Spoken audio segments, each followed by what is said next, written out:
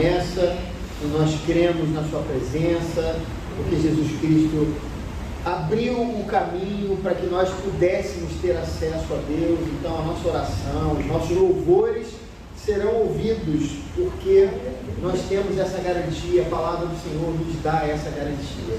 Que bom que o nosso domingo não será perdido. Amém? Para a gente começar o nosso culto, nós vamos abrir as nossas Bíblias no Salmo 100. Vamos ler o Salmo 100, que é um salmo bem conhecido. E a palavra do Senhor nos diz o seguinte: aclamem o Senhor todos os habitantes da terra, prestem culto ao Senhor com alegria, entrem na sua presença com cânticos alegres, reconheçam que o Senhor é o nosso Deus, Ele nos fez e somos dele, somos o seu povo e rebanho do seu pastoreio. Entre por suas portas com ações de graças e em seus atos com louvor, dê-lhe graças e bendigam o seu nome, pois o Senhor é bom, o seu amor leal é eterno, a sua fidelidade permanece por todas as gerações. Amém. O Senhor é bom.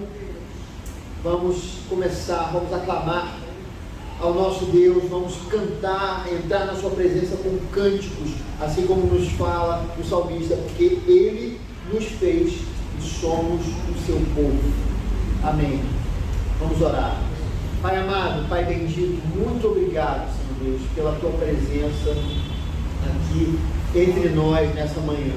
Nós oramos a Ti com a certeza que o Senhor fará grandes coisas no nosso meio, que o Senhor estará conosco, que o Senhor falará aos nossos corações, que o Senhor transformará as nossas vidas, que nós sairemos transformados.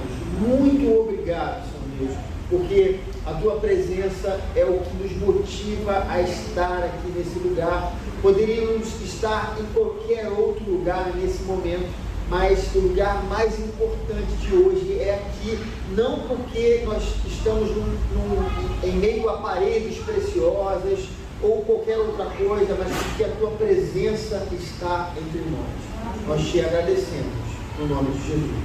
Amém. Senhor, a verdade vai sempre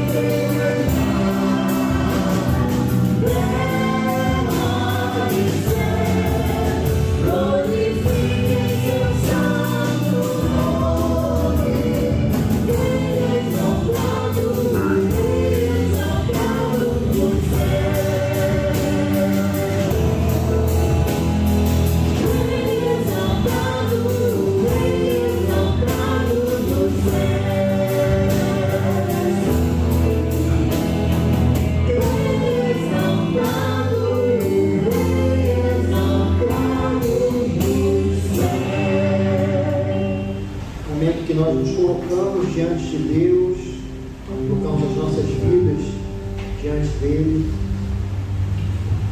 tendo a consciência da santidade do nosso Deus. Nosso Deus é santo, santo, santo. Nós somos imperfeitos e pecadores, e nós precisamos todos os dias entender que Jesus Cristo morreu para que os meus pecados eles fossem perdoados. Muitas vezes nós nos esquecemos disso no nosso dia a dia, e nós vamos abrindo mão da santidade, nós começamos a permitir que os pensamentos do mundo tomem conta de nossas vidas, e simplesmente as coisas vão se encaminhando, e quando nós percebemos, nós estamos distantes do Senhor. Nós precisamos ter a consciência das nossas falhas e dos nossos pecados. Não há um justo sequer, todos pecaram, destituídos estão da glória de Deus. Conforme diz o apóstolo Paulo na sua carta aos Romanos, capítulo 12, portanto, irmãos, rogo-lhes pelas misericórdias de Deus que se ofereçam em sacrifício vivo, santo e agradável a Deus. Este é o culto racional de vocês. Não se amoldem ao padrão deste mundo, mas transformem-se pela renovação da sua mente, para que sejam capazes de experimentar e comprovar a boa, agradável, perfeita vontade de Deus.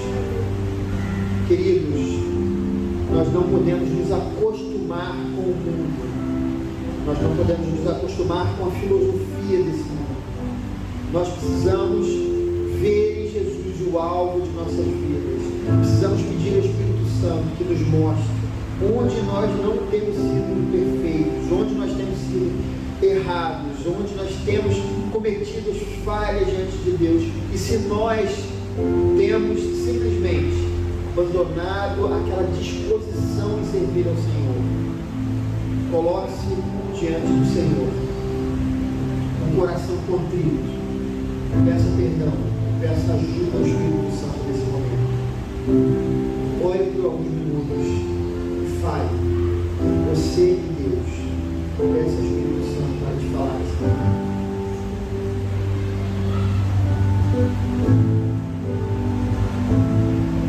Deus amado, nós colocamos a nossa vida diante de Ti, nosso coração, a nossa mente, os nossos desejos, a nossa vontade. Senhor, quantas vezes nós temos a inclinação pelo pecado?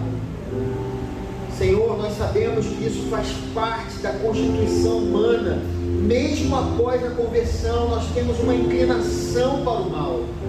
Mas o que acontece, Senhor Deus, desde que eu me converti, é que eu não desejo mais essas coisas.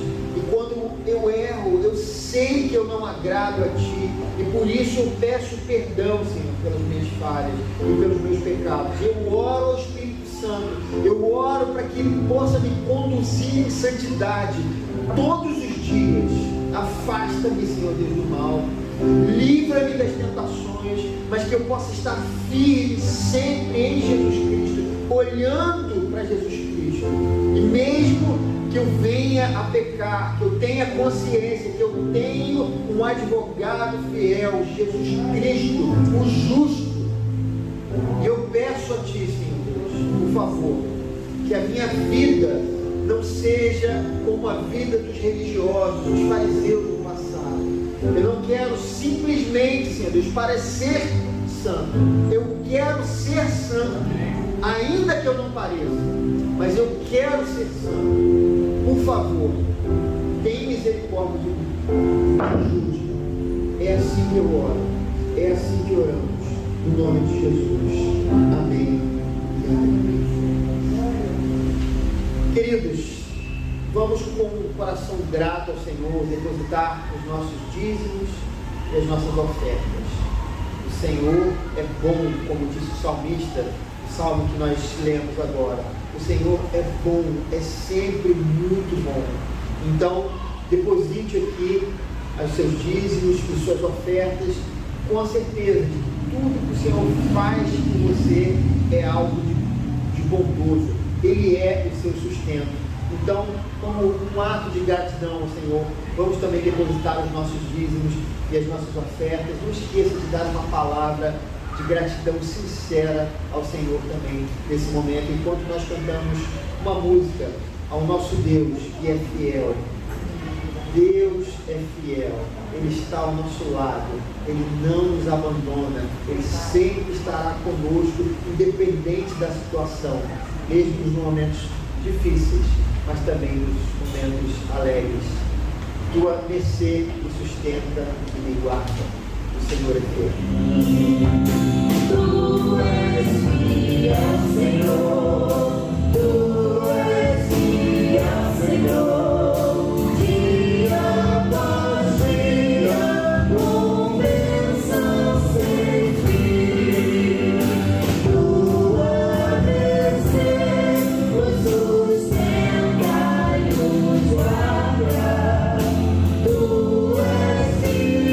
Senhor, e eu assim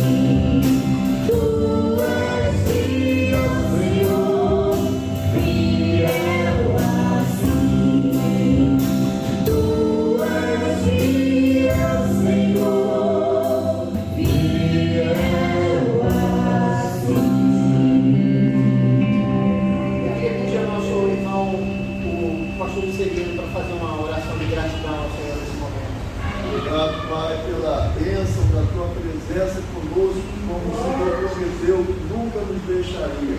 Abençoa a tua casa, as ofertas que foram colocadas no lugar popular, dízimos. Estende a tua mão misericordiosa sobre o teu povo nesta manhã. Que cada um sinta-se abrigado debaixo das tuas asas, em nome do Senhor Jesus. Já entregamos ao Senhor as nossas vidas. Então peço que vocês coloquem de pé nesse momento, porque o justo viverá pela fé. E é pela essa mesma fé que nós declaramos agora na música anterior, nós vamos viver e viver bem, viver com abundância e nos alegrar no Senhor. É pela fé.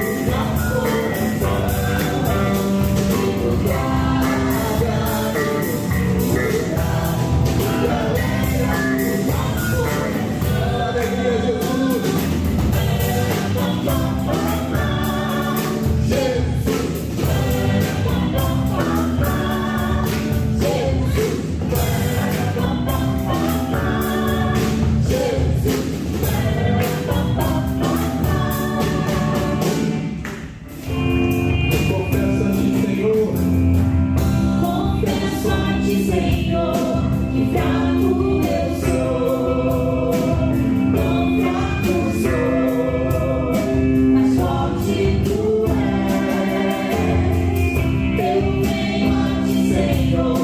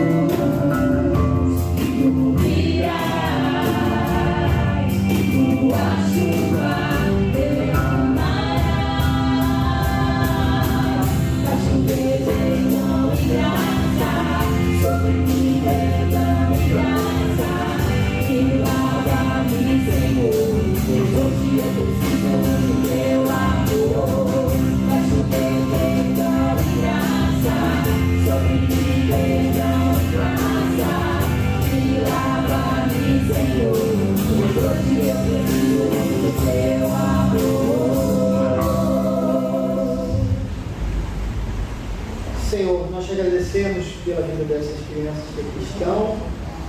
Elas são a nossa responsabilidade. A gente quer orar por elas, a gente quer guardá-las com o nosso coração, com o nosso amor. E a gente pede que o Espírito Santo faça tudo aquilo que a gente não pode fazer. E ajuda-nos dentro daquilo que a gente pode fazer, para que elas se sintam amadas e acolhidas nesse lugar, para que elas entendam que aqui é o lugar delas e não o mundo. Abençoa a tia Elisa, que tem se prontificado a abençoar essas crianças com a mensagem da palavra do Senhor, que a tua bênção também esteja sobre ela. E que nós possamos ver, Senhor, essas crianças frutificando no momento certo. Livra de todo mal. Nós oramos assim, em nome de Jesus. Amém. Muito bem, pode ir. Quanto com as orações dos irmãos, Gálatas capítulo 3, versículo 1 a 14, é o texto que nós vamos ler nessa manhã.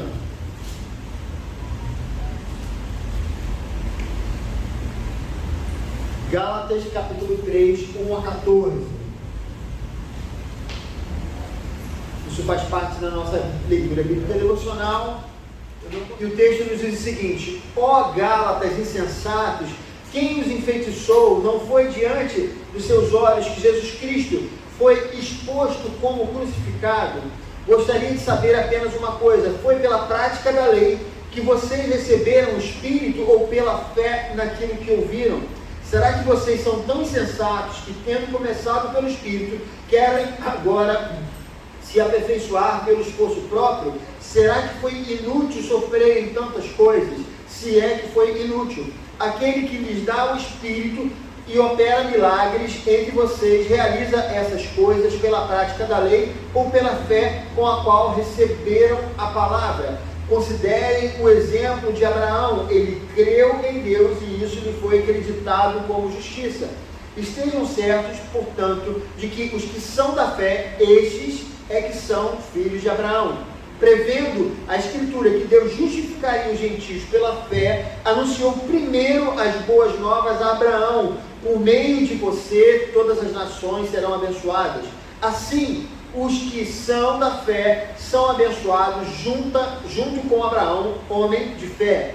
Já que os que se apoiam na prática da lei estão debaixo da maldição, pois está escrito: maldito todo aquele que não persiste em praticar todas as coisas escritas no livro da lei. É evidente que diante de Deus ninguém é justificado pela lei, pois o justo viverá pela fé. A lei não é baseada na fé, ao contrário, quem praticar essas coisas por elas viverá.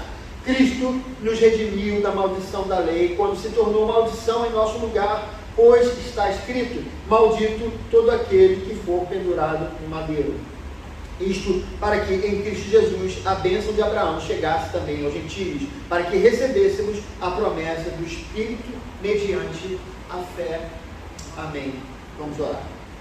Senhor Deus, nesse momento nós pedimos mais uma vez, oramos, rogamos a Ti, que Teu Espírito Santo possa ministrar essa palavra nos nossos corações e na nossa mente, ilumina o nosso entendimento, para que essa mensagem faça toda a diferença no meu coração e no coração dos irmãos, na nossa vida.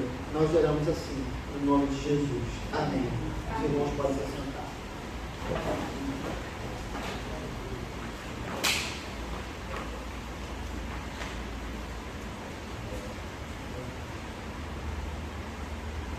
Queridos, a carta aos Gálatas, ela não é uma carta escrita diretamente para uma igreja, como por exemplo é aos irmãos da cidade de Corinto, ou aos irmãos da cidade de Colosso, Colossenses, ou outra qualquer igreja específica.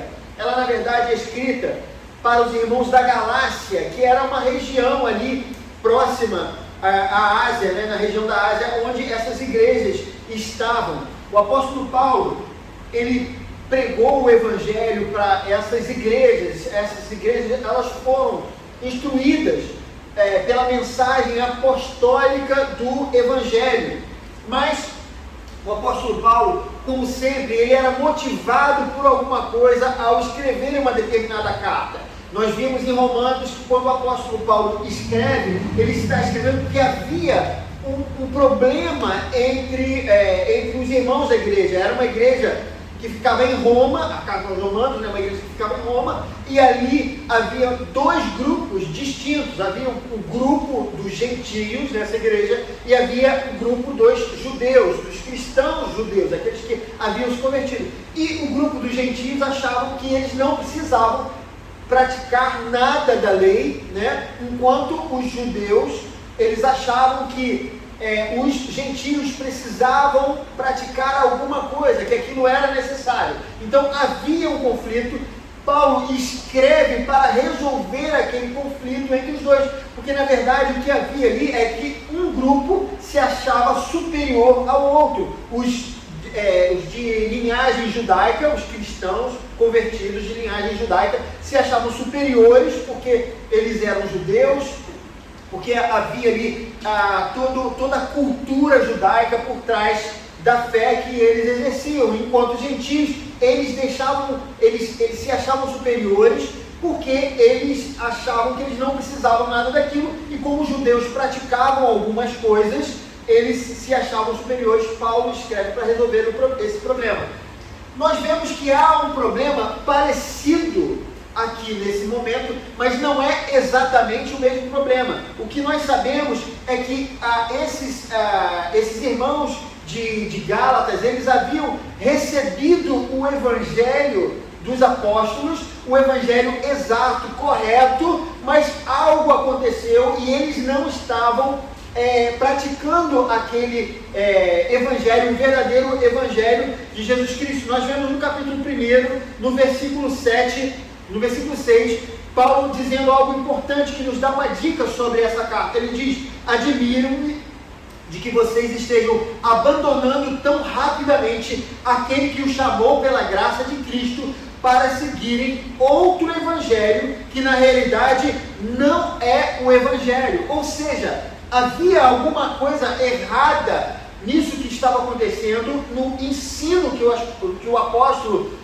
havia dado a eles, que já não correspondia exatamente àquele evangelho exato de Jesus Cristo. Eles estavam praticando o evangelho de uma maneira equivocada. Eu gostaria, irmãos, de passar aqui mais ou menos versículo a versículo para vocês entenderem o que estava acontecendo. Primeiro, no versículo 1 do capítulo 3 que nós lemos, ele diz o seguinte: ó Gálatas insensatos. Veja como o apóstolo Paulo, ele não tem meias palavras, ele está exatamente querendo chamar a atenção daqueles irmãos. Vocês estão sendo insensatos. E aí ele diz o que era: quem os enfeitiçou? Né? Ou seja, vocês estavam caminhando muito bem, vocês receberam o evangelho, entenderam o evangelho, mas havia alguma coisa. Não é que jogaram um feitiço sobre ele, mas é uma figura de linguagem do apóstolo, porque exatamente, irmãos, o feitiço, ele tem esse poder de muitas vezes fazer com que a pessoa não enxergue perfeitamente a realidade. É como se os seus olhos ficassem embaçados e a pessoa não enxergasse perfeitamente as coisas que estavam diante de si. E era isso que acontecia. Havia algo no ensino do evangelho que não permitia, desse evangelho que não era o evangelho, que não permitiam que visse a verdadeira, aquilo que verdadeiramente estava acontecendo. No capítulo 5, versículo 7, o apóstolo Paulo diz assim para eles: vocês corriam bem, quem os impediu de continuar obedecendo a verdade? Ou seja, havia pessoas, falsos mestres, que tinham entrado naquela igreja, e aí eles pegaram um evangelho que não parecia evangelho e começaram a ensinar isso a eles. E esse falso ensino havia enebriado seus olhos, feito com que eles não enxergassem o verdadeiro evangelho. E aí ele continua: não foi diante dos seus olhos que Jesus Cristo foi exposto como crucificado. Ou seja, o apóstolo pregou somente Jesus Cristo, o Jesus Cristo crucificado, porque essa é a mensagem principal do evangelho. Não há invenção Não há outra coisa qualquer. E no versículo 12 ele diz: gostaria de saber apenas uma coisa: foi pela prática da lei que vocês receberam o Espírito ou pela fé naquilo que ouviram? Esse aqui é o ponto importante. Qual era a mensagem que estava enebriando os olhos daquelas pessoas, daquelas igrejas da região da Galácia? Na verdade, falsos mestres, pessoas que tinham uma vertente, eles eram chamados de judaizantes, eles eram crentes, eles haviam se convertido, mas eles tinham um entendimento equivocado do Evangelho. Eles achavam que Jesus Cristo somente não era suficiente para a salvação da alma e era necessário praticar a circuncisão e praticar uma série de outras coisas no âmbito judaico para se alcançar a salvação. Ou seja, qualquer pessoa que se convertesse para esses falsos mestres, a pessoa que se convertesse deveria necessariamente se tornar um judeu e praticar as coisas da lei. Então o apóstolo diz aqui nesse versículo 2, foi pela prática da lei que vocês receberam o Espírito. Naquele momento, irmãos, da pregação do Evangelho, no início da igreja, era muito comum, a gente via isso acontecendo várias e várias vezes. Isso está relatado, por exemplo, no livro de Atos. Quando as pessoas se convertiam, havia a imposição de mãos sobre eles, e naquele momento eles recebiam o Espírito Santo. Não sei exatamente como era essa manifestação do poder de Deus, mas era algo claro que acontecia com aqueles irmãos. Fechou minha Bíblia aqui. Com aqueles irmãos, eles recebiam o Espírito Santo ali diretamente. Gálatas, Efésios, Filipenses. Eles recebiam o Espírito Santo ali naquele momento e ficava claro que Deus estava presente naquele momento da conversão daqueles irmãos. Eles receberam o Espírito Santo e a pergunta de Paulo foi através da lei que vocês receberam o Espírito Santo? Vocês precisaram praticar a circuncisão? Vocês precisaram fazer alguma coisa da lei para que o Espírito Santo chegasse até vocês? Não. Foi pela pregação do Evangelho e foi exatamente pela fé que vocês receberam o Espírito Santo, ou pela fé naquilo que vocês ouviram. Vocês ouviram e pela fé vocês receberam o Espírito Santo. E ele continua no versículo 3: será que vocês são tão insensatos que, tendo começado pelo Espírito, querem agora se aperfeiçoar pelo esforço próprio? Né? Ou seja, eles se converteram, começaram pelo Espírito, mas agora na hora do aperfeiçoamento, eles começaram a querer praticar as coisas da lei, como se aquilo fosse dar a eles um poder especial ou uma comunhão maior com Deus por práticas de coisas ritualísticas. E aí o apóstolo continua no versículo 4: será que foi inútil sofrerem tantas coisas? Se é que foi inútil, eles sofreram por causa do Evangelho. O apóstolo Paulo, no livro de Atos, a gente vê que ele é frequentemente perseguido por esses irmãos que diziam que Paulo estava pregando contra a lei, e muitas vezes Paulo até mesmo correu o risco de morte por conta das pessoas que tentavam apedrejar ou tentavam levá-lo à prisão ou outras coisas. Aceitar o Evangelho naquele momento era difícil, era complicado e era perigoso, não por causa do Império. A perseguição do Império Romano ainda não havia acontecido, mas essa perseguição por grande parte dos judeus, sim, era perigosa. E aí ele continua no versículo 5: aquele que lhes dá o seu Espírito e opera milagres entre vocês, realiza essas coisas pela prática da lei ou pela fé com a qual receberam a palavra? Considerem o exemplo de Abraão. Ele creu em Deus e isso lhe foi acreditado como justiça. Estejam certos, portanto, de que os que são da fé, estes é que são filhos de Abraão. Paulo está dizendo, não é pela prática da lei, é exatamente pela fé, porque o próprio Abraão recebeu, ele foi justificado, não por obras da lei, porque a gente precisa entender que não existia a lei no tempo de Abraão. Abraão não conhecia a lei de Deus, porque essa lei foi revelada tão somente a partir de Moisés.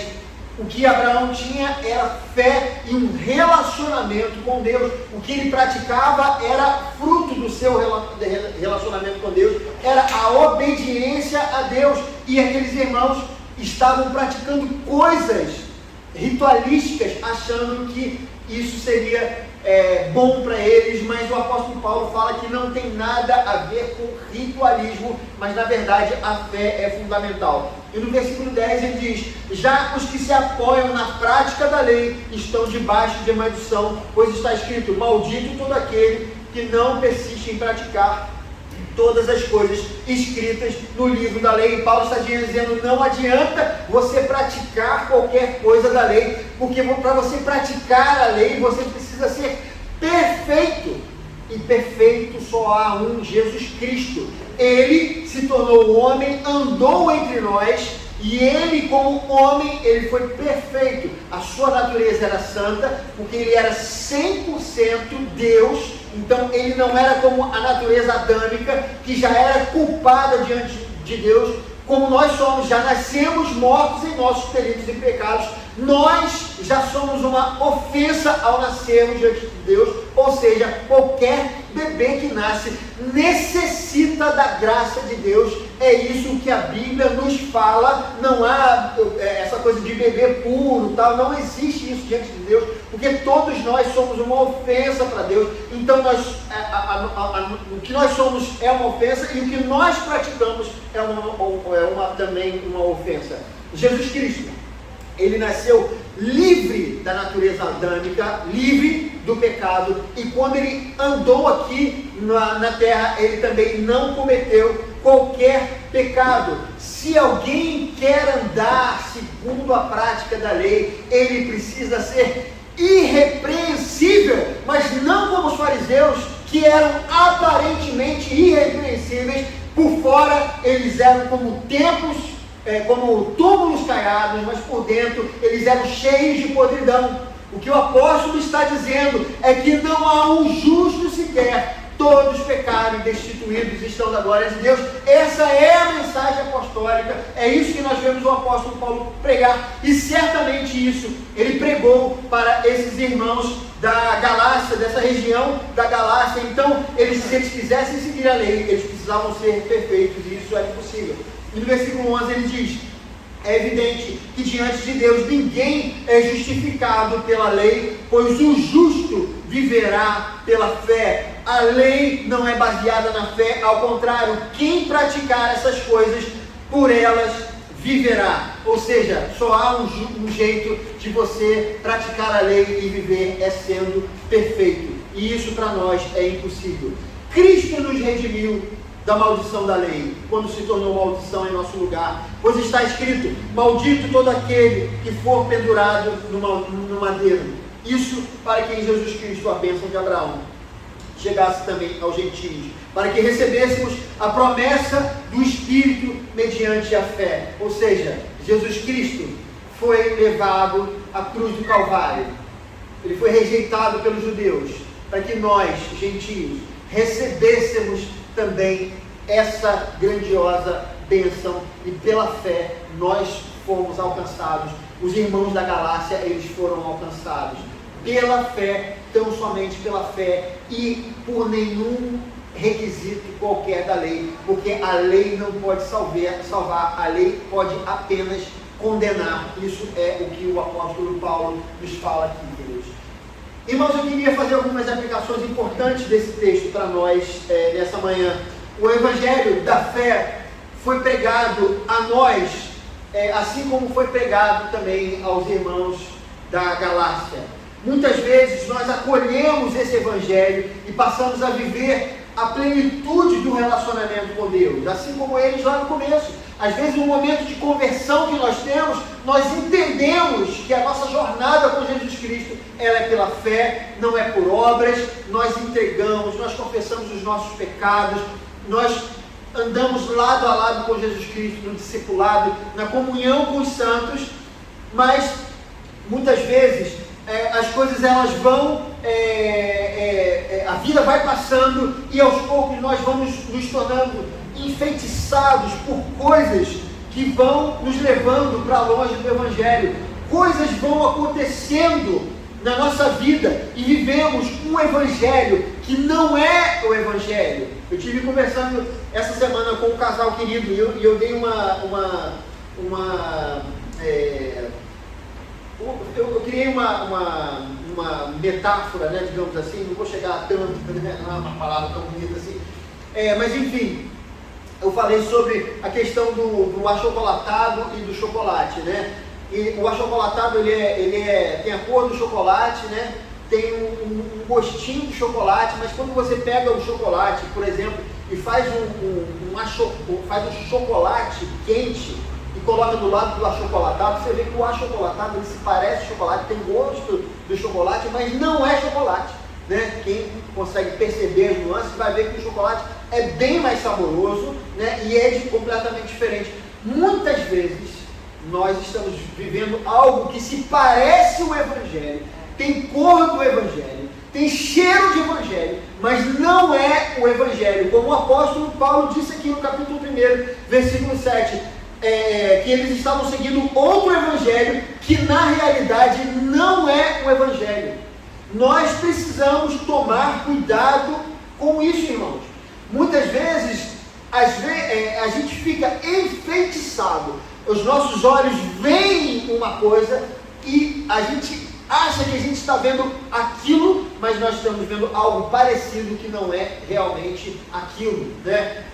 Eu me lembro, queridos, esse meu óculos aqui, né, eu tenho usado ele bastante, tá? Eu uso todo dia, eu acordo, coloco no rosto, tiro de noite quando eu vou dormir. A única hora que eu não uso é a hora que eu estou dormindo. E esses dias foi tão interessante. Eu coloquei o meu óculos assim e a minha filha, pai, seu óculos está sujo. Eu falei, tá não, filho, eu lavo o óculos todo dia, olhando assim pro óculos, né? Tá não, filha, tá aqui, tá, eu lavo ele todo dia, tá, pai, aqui, ó, ela mostrou essa partezinha aqui interna. O óculos, irmãos, estava sujo. Eu achei muito interessante porque estava do lado do meu olho, né? Ficar ao lado, essa parte aqui, ficar ao lado do meu olho, e eu não conseguia enxergar. Eu tirava o óculos e não via a sujeira de jeito nenhum. E ela foi e limpou o óculos para mim. Queridos, muitas vezes nós olhamos para as coisas que estão ao nosso redor e a gente não consegue enxergar porque simplesmente a gente acha que está enxergando, mas muitas vezes estamos enfeitiçados por várias coisas. E o que é que tem enfeitiçado os nossos olhos? Será que temos vivido o verdadeiro evangelho ou temos vivido algo que se parece com o evangelho, mas não é o evangelho? E aí, em primeiro lugar, nós precisamos tomar cuidado com as falsas doutrinas. Amados, o YouTube é um negócio bem legal, né? Trouxe uma série de coisas, de inovações. Eu que sou músico lá nos anos 80, né? Corria atrás de conhecimento e tal, e não tinha, era um livro que alguém trazia e tal, era muito difícil conhecer música naquela época. Você estudava, mas você não tinha um conhecimento muito grande aqui no Brasil, principalmente dentro da minha área e tal. Hoje o YouTube ele facilita tudo. Ele facilita tudo, até coisas que não deveriam. E uma delas é a questão, por exemplo, dos diversos pastores, das diversas pregações, dos diversos ensinos doutrinários que nós vemos no YouTube. Se a gente colocar qualquer coisa, crucificação, né? A gente coloca lá o tema crucificação, a gente vai ver um monte de pregação, um monte de gente ensinando sobre isso, ou qualquer outro assunto que você imagina, qualquer texto da Bíblia vai ter alguém falando alguma coisa. Queridos, há milhares de pregadores e ministérios hoje em dia, doutrinas que muitas vezes você encontra bons pastores, tá? Você encontra boas doutrinas, bons professores, mas você encontra muita coisa ruim de doutrinas que não falam, por exemplo, sobre o pecado, não tocam nesse assunto, falam de Deus, falam de Jesus Cristo, falam sobre prosperidade, falam sobre coisas que você precisa fazer para você ser abençoado, toca até no nome de Jesus várias e várias vezes, ou de Deus, ou cita textos bíblicos, mas nem sempre essas mensagens são o Evangelho de Jesus. Elas se parecem com o Evangelho, mas não são o Evangelho. Mas os nossos olhos às vezes estão inebriados, eles estão anuviados e a gente não enxerga isso. A gente aceita aquilo e muitas vezes aceita de bom grado. Nós precisamos tomar cuidado com aquilo que tem sido falado. Cientificamente, a informação era algo muito difícil. Hoje há uma democratização da informação. Junto com isso, como eu falei, vem muita coisa boa, mas muita coisa ruim. E às vezes a gente está dando ouvido a isso. O evangelho que já foi ensinado a você no passado, quando você era criança, ou coisas que você sabe que você recebeu, que era um evangelho genuíno, que mudou a sua vida, mas às vezes a gente vai deixando, queridos, aquilo nos mudar e nos transformar, não para o bem, mas para o mal. Nós precisamos tomar cuidado com isso. E fora isso, queridos, nós precisamos também parar para entender que hoje há uma série de músicas e filmes que nós damos ouvidos a isso sem passar por qualquer filtro, né? A gente tem, por exemplo, esses streamings de filmes, né? São vários, Netflix, Amazon e HBO, não sei o que, e tantas outras coisas, né? Um monte de filme, um monte de série, e tudo ali, ó. É só clicar, né? Só dar um play. E às vezes o que acontece é que nessas séries, que nesses filmes, nas músicas são transmitidas mensagens que são o oposto do evangelho, e aí a gente vai absorvendo aquilo sem nenhum tipo, irmãos, de filtro, sem nenhum tipo de critério. A gente vai aceitando e aceitando, e quando a gente percebe, a gente está pensando como o mundo pensa. Nós estamos vivendo um momento muito difícil, queridos. O evangelho tem sido atacado de uma maneira muito sutil e muito agradável. E a gente não pode se deixar levar por essas coisas. A gente precisa olhar isso de modo muito claro e objetivo. Eu não estou, irmãos, pregando, dizendo que você não deve ver os filmes, as séries, ou seja lá o que for. Apesar de que algumas, quando eu vejo que está excessivo, né, eu desligo, mas eu desligo não é porque eu não tenho a capacidade de discernir, é porque eu acho que é uma afronta ao evangelho, e eu digo não. Algumas outras eu me dou o direito de assistir, mas com sempre fazendo uma análise crítica sobre aquilo. Eu não estou dizendo que você deve fugir disso completamente, mas se você quer ver, por favor, use critério, e o critério que você deve usar é o critério do evangelho, da palavra de Deus. Senão a gente vai cedendo cada vez mais à filosofia do mundo, e quando percebemos, normalizamos, queridos, a infidelidade conjugal, as práticas sexuais ilícitas, passamos a ter o mesmo pensamento do mundo, queridos. E a gente sabe que o apóstolo Paulo, na sua carta aos Romanos, no capítulo 12, ele diz, no capítulo 12, ele diz o seguinte, nós lemos aqui esse texto: não se amoldem ao padrão deste mundo, mas transformem-se pela renovação da sua mente, para que sejam capazes de experimentar e comprovar a boa, agradável e perfeita vontade de Deus. Os irmãos da Galácia não estavam assim, eles estavam se amoldando àquele século e estavam se permitindo aceitar determinadas coisas que os distanciavam do evangelho, queridos. Em segundo lugar, irmãos, nós devemos tomar cuidado com os nossos pecados. Eles também tendem a enfeitiçar os nossos olhos. Romanos 1,18, esse texto eu acho importante a gente ler.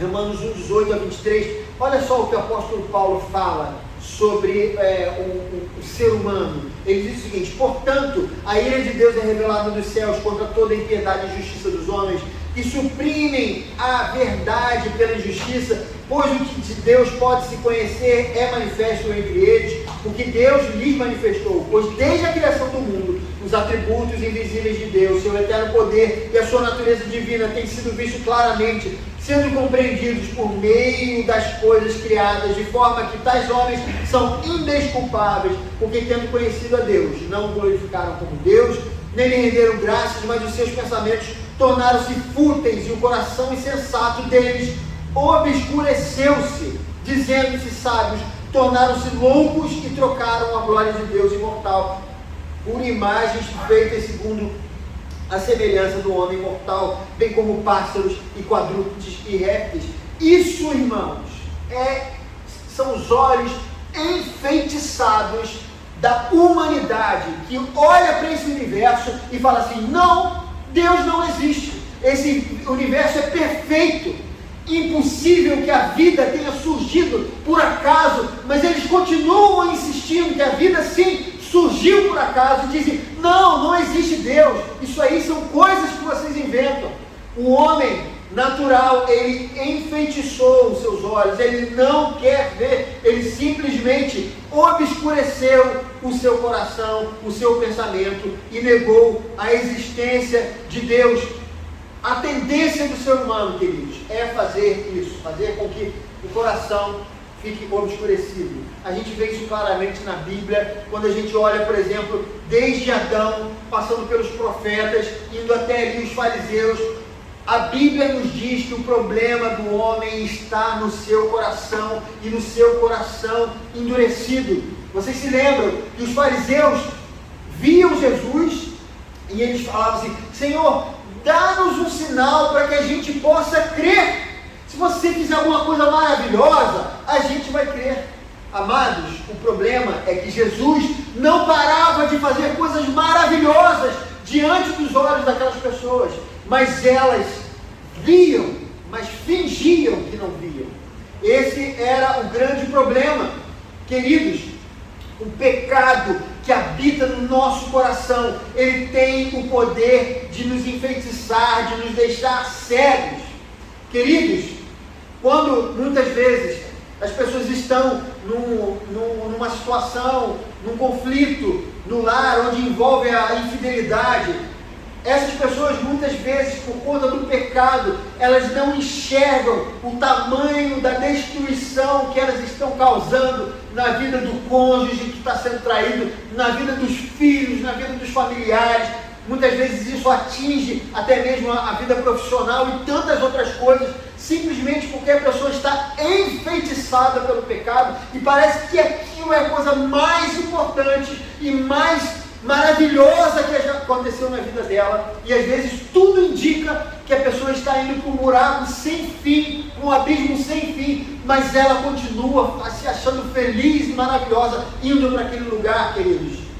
Às vezes também a pessoa que ela é envolta pela avareza, nós vemos muito isso, por exemplo, em líderes religiosos que começam o ministério e começam muito bem, e começam, sabe, abençoando pessoas, pregando o evangelho, mas de repente a avareza, aquela vontade de enriquecer, ela vai tomando a pessoa, a sede de poder, e quando a pessoa vê, ela se vê envolvida, queridos, num desejo incontrolável por querer ter, e negocia o evangelho, e passa a pregar no evangelho que não é o evangelho, e simplesmente ela não enxerga o mal que ela está fazendo, não só para ela, porque se ela continuar daquele jeito, o fim dela não será o céu que ela tanto fala, mas será o inferno.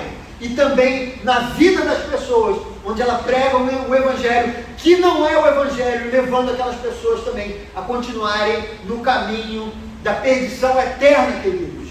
É muito sério. O pecado tem o poder de enebriar, queridos, de fazer anuviar a nossa visão. E muitas vezes também a arrogância. A arrogância também tem esse poder, queridos. São as pessoas que sempre acham que estão corretas nas suas posições, que não querem ouvir ninguém, nunca enxergam os erros, nunca pedem perdão, nunca reconhecem o valor do próximo, sempre se colocam num determinado patamar e não enxergam o mal que esse tipo de atitude faz uns com os outros. Queridos, o pecado é um grande veneno que precisa ser extirpado da vida daquele que conhece que teve uma experiência de conversão com o Senhor, o apóstolo pergunta: vocês estavam indo bem? O que aconteceu para vocês saírem do caminho? Muitas vezes nós estávamos indo bem na nossa vida, a conversão aconteceu, nós estávamos trilhando o caminho de Jesus Cristo, mas simplesmente nós tomamos um rumo que é um rumo diferente, queridos. O que aconteceu, como diz o apóstolo Paulo no capítulo 5, e eu volto a Romanos capítulo 12, não se amoldem ao padrão desse mundo, amados. Nós não podemos voltar ao padrão desse mundo. Nós experimentamos a conversão, nós experimentamos o caminho de Jesus Cristo, nós trilhamos o caminho de Jesus Cristo. Nós não podemos voltar atrás, nós não podemos descansar. Nós precisamos ouvir esse conselho do apóstolo Paulo. Terceiro lugar, queridos, devemos tomar cuidado com o comodismo. Esse é um grande problema também, que muitas vezes faz com que a gente passe a andar, a viver um evangelho que não é o evangelho. Quando foi que os irmãos da Galácia se deixaram levar pelas falsas doutrinas? A gente não sabe. Mas sabemos que o evangelho verdadeiro, ele foi pregado pelos irmãos, por Paulo e talvez certamente por outros irmãos. Aqueles irmãos, eles em algum momento aceitaram passivelmente os falsos mestres. Acolheram passivelmente os falsos mestres. Eles meio que se acomodaram, deixaram aqueles homens falando e permitiram que eles continuassem ensinando coisas que não deveriam ser ensinadas. Quando nós passamos a aceitar passivelmente as falsas doutrinas e os pecados, quando nós passamos a aceitar passivelmente as falsas doutrinas e os pecados que nos afastam de Deus, quando foi isso? Quando é? Qual é o momento, queridos, que nos fez nos desviar do caminho correto? O momento em que a gente abandonou, sabe, o caminho de Jesus Cristo, aquilo que nós sabíamos que deveríamos fazer, mas deixamos de fazer. Em que momento isso aconteceu na minha ou na sua vida? Quando abandonamos a oração e a leitura da palavra de Deus, sim, esse é o momento. Quando a gente perde aquele sentido da comunhão com Deus, da oração, de estar próximo dele, é o momento onde o pecado às vezes toma conta e nos cega. Ou simplesmente a gente passa apenas a ouvir aquelas doutrinas que nos satisfazem, aquelas que fazem com que a gente tenha aplacado a nossa consciência. Ah não, eu continuo indo à igreja, eu continuo bem, eu continuo fazendo isso, mas na verdade a gente não está seguindo a Jesus Cristo, porque nós não estamos numa relação profunda com Ele. O Senhor não nos chamou ao misticismo, queridos. O que esses falsos mestres estavam fazendo era dizer para os irmãos da Galácia que eles poderiam praticar o misticismo, que eram os ritos da lei, que eles seriam salvos, que não precisavam aquele relacionamento profundo com Deus. Mas não é assim, queridos. O Senhor não nos chamou ao misticismo, o Senhor nos chamou a um relacionamento com Ele profundo, a um relacionamento de obediência a Ele, de estar na proximidade através da oração e da leitura da palavra do Senhor. E quando muitas vezes a gente omite isso, queridos, de nossas vidas, a gente, depois eu faço, depois eu leio, depois eu me informo, de vez em quando eu ouço a mensagem do pastor, de vez em quando não estou afim e tal, e aí a gente começa simplesmente a perder o contato com o verdadeiro evangelho. Nós nos tornamos presas fáceis quando deixamos de nos relacionar com Deus. Isso, queridos, é uma grande verdade. Quando não conhecemos a boa, agradável e perfeita vontade de Deus, ficamos suscetíveis a todo tipo de voz que ressoa nos nossos ouvidos, sejam as vozes do mundo, sejam elas as vozes do nosso coração, essas terríveis vozes que são muitas vezes motivadas pelo pecado que habita em cada um de nós. Não vos conformeis com esse século, é o que Paulo nos fala em Romanos. Precisamos parar com o comodismo, precisamos continuar a jornada em direção a Jesus Cristo. Não desperdice aquilo que Jesus conquistou na cruz por você. Não desperdice aquilo que Jesus conquistou na cruz por você. Ele morreu, queridos. Ele sofreu na cruz por mim e por você. Nós que recebemos a salvação, a fé salvadora, não podemos viver do jeito que a gente quer. A gente precisa tomar posição nas nossas vidas. Nós precisamos andar como Jesus Cristo andou. Não é uma brincadeira, irmãos. O Filho de Deus teve que vir aqui para que os meus pecados e os seus pecados fossem perdoados.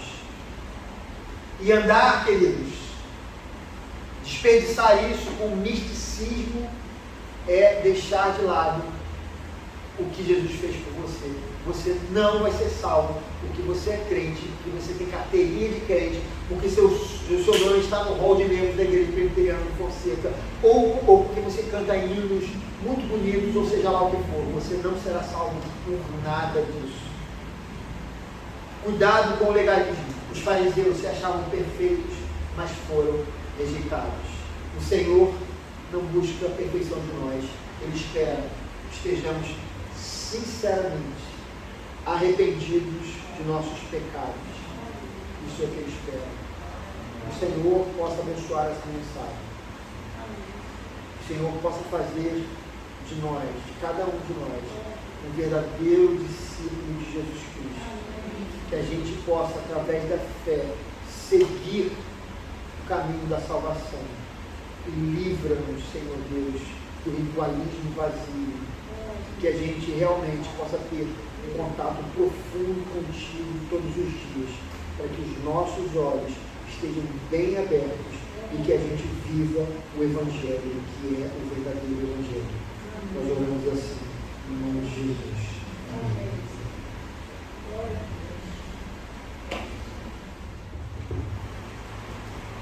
Os irmãos estão com os elementos. Sim, faltou alguém. Ok.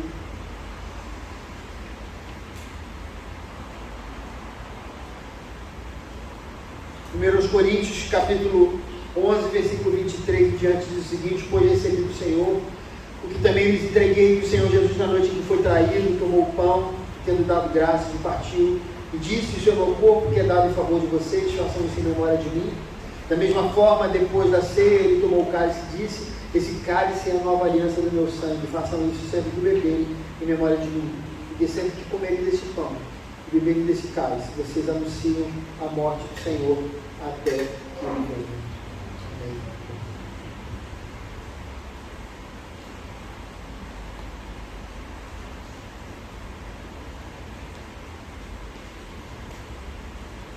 Amados, como eu acabei de falar agora, a morte de Jesus Cristo foi por mim ou foi por você? Não permita que, por orgulho, não permita que, por avareza, por uma sede de alguma coisa desse mundo, a ânsia por algo, uma realização de um sonho nesse mundo, faça com que você se afaste de Jesus Cristo. Jesus Cristo, Ele se tornou homem, viveu e morreu aqui para que nós pudéssemos estar próximos de Deus. E as nossas escolhas, quando elas são feitas baseadas na maldade, no pecado que habita no nosso coração, elas nos afastam de Deus. Adão foi criado para que estivéssemos próximos de Deus, mas ele resolveu caminhar distante de Deus. E nós estamos hoje nessa terra que está bem distante de Deus. E nesse momento, aproveite a oportunidade que o Senhor nos dá dessa proximidade com Ele, porque Jesus Cristo abriu o caminho. Não faça da sua vida simplesmente uma vida de um religioso, porque isso não tem qualquer valor para Deus, mas o arrependimento, sim, pelos nossos pecados e a fé em Jesus Cristo é o que faz com que nós sejamos aceitos. Jesus Cristo morreu para que você se tornasse filho. Somos filhos de Deus e a sua carne e o seu sangue é o motivo. Fique de pé nesse momento.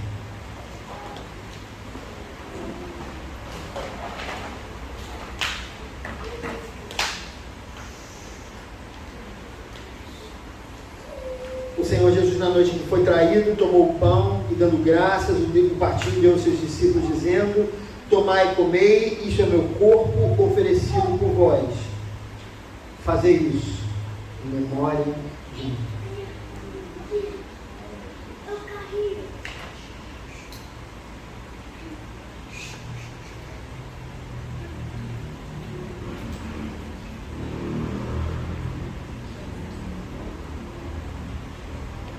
Nesse momento você está sendo alimentado, não por esse pão. Ele é um pão físico, ele não faz nada por mim e por você, mas pela presença de Jesus Cristo. O corpo espiritual dele está aqui. Ele está entre nós. Você nesse momento está sendo fortalecido para continuar a sua jornada. Alimente-se da presença do Senhor. Por semelhante modo, nosso Senhor tomou também o cálice depois de haver ceado, tendo dado graças, o deu aos seus discípulos, dizendo: este cálice é a nova aliança no meu sangue. Fazer isso todas as vezes que beberdes em memória de mim.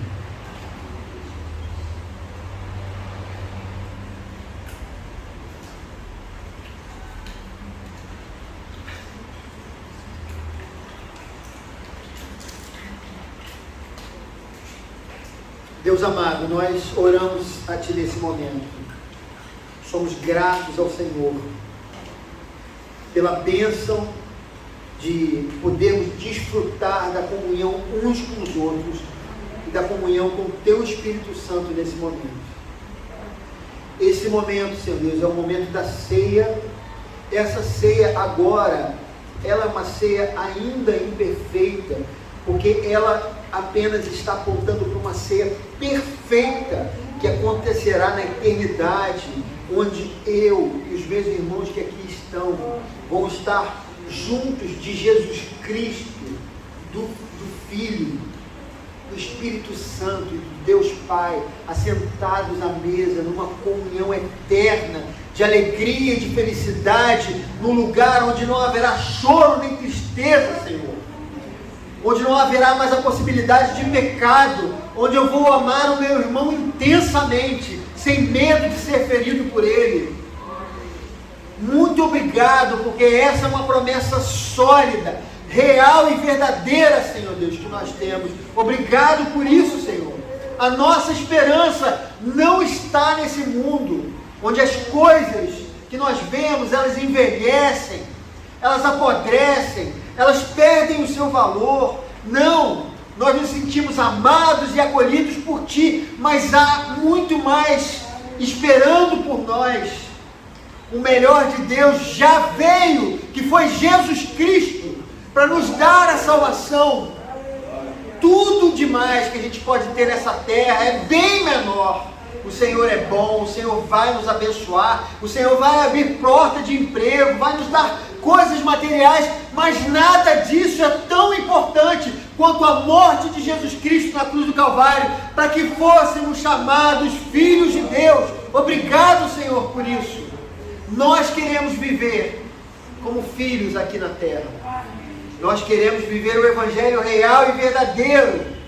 Tira, Senhor Deus, de nós o véu, tira a cegueira da nossa vida, para que a gente possa viver a plenitude, a novidade de vida que nós temos em Jesus Cristo. Por favor, a gente quer viver esse Evangelho na plenitude, mesmo sabendo que somos errados, que somos falhos, que somos imperfeitos, mas nós temos o Espírito Santo. Nós contamos com o Teu Espírito Santo, Senhor Deus. Muito obrigado por isso. E o Deus da paz, que pelo sangue da aliança eterna trouxe de volta dentre os mortos a nosso Senhor Jesus, o grande pastor das ovelhas, os aperfeiçoe em todo o bem para fazerem a vontade dele e opere em nós o que lhe é agradável, mediante Jesus Cristo, a quem seja a glória para todo sempre. Amém e amém. Antes da gente se despedir, dá no seu irmão aí do lado, cumprimenta ele, não deixe de cumprimentar. O Senhor morreu por você, o O Senhor morreu por ele, temos essa comunhão. Vai no irmão da frente, vai no irmão de trás, dê um toquezinho. O Espírito Santo de Deus está entre nós.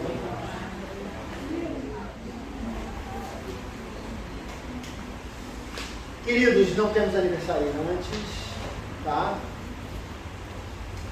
Então, não temos mais nada para dizer. É que eu sempre tenho a sensação de que eu estou esquecendo alguma coisa, mas eu acho que não estou, não.